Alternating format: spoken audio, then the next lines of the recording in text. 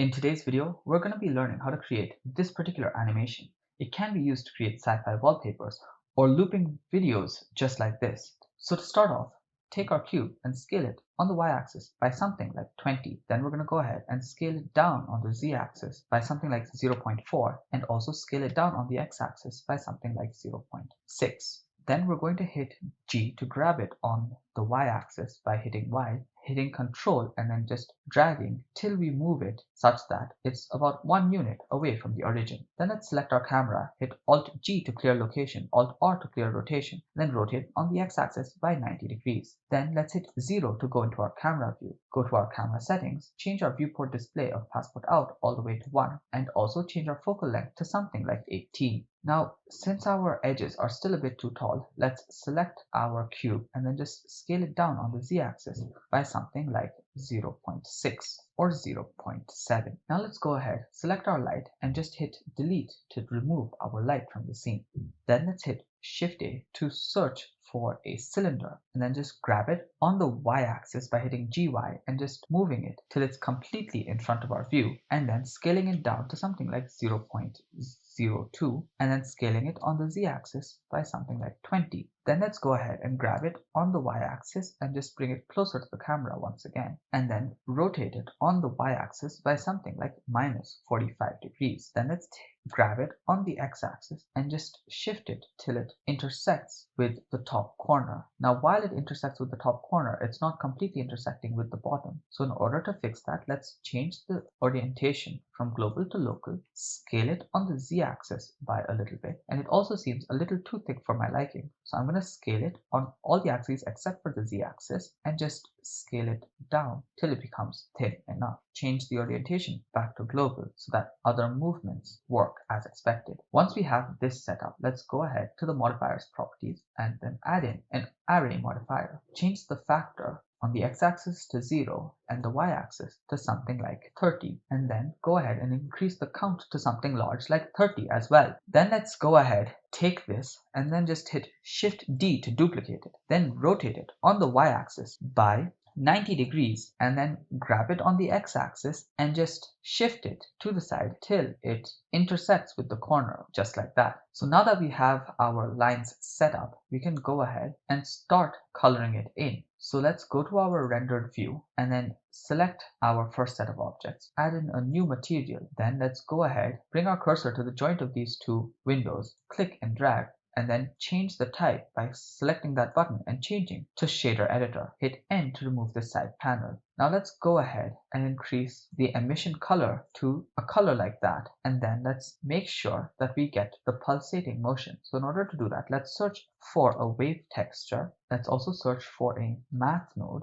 Let's change the type from add to multiply. Place the color into the first value, and the second value, let's make it something large like 20, and place this value into the emission strength. Let's also switch off our overlays so that we can see what we're doing a little bit better. So let's search for a mapping node and a texture coordinate nodes, or in case you have the node wrangler switched on, just select the wave texture and hit Ctrl T. Search for the texture coordinate nodes and plug in the camera into the vector. So now you can see how the waves are looking, but that's not how we want it. So we're going to rotate it on the y-axis by 90 degrees, and then if we scale it down to something like 0.02, we can see how it's going to be working just by moving it on the x-axis. You can see how the pulsating motion is actually going to work. So now we can go ahead and add in a color ramp to get a little bit more control. So let's search for a color ramp node and just plug that in over there. Now let's bring in the black by a bit and bring in the white by a bit so that there's not too much of a fall off, unless the fall off is what you want. So once we have this set up, by moving it on the x-axis, we can actually get the pulsating motion. So let's go ahead and just bring this back to 0 and zoom in to notice which bar is the first bar that's lit up. So then let's go to our timeline, change the end frame to something like 150 so that we have a 5-second animation. Go to our output properties and change the frame rate to 30 frames per second. Then on frame number 0, let's hit I on the location and also make sure that we select the mapping node so that we actually get the keyframes shown on our timeline. Then let's go to 150 and just make sure that it's the same bar that's switched on. The first bar to be switched on is the same. So in order to do that, we can just click here, switch on overlays, so that we can actually see our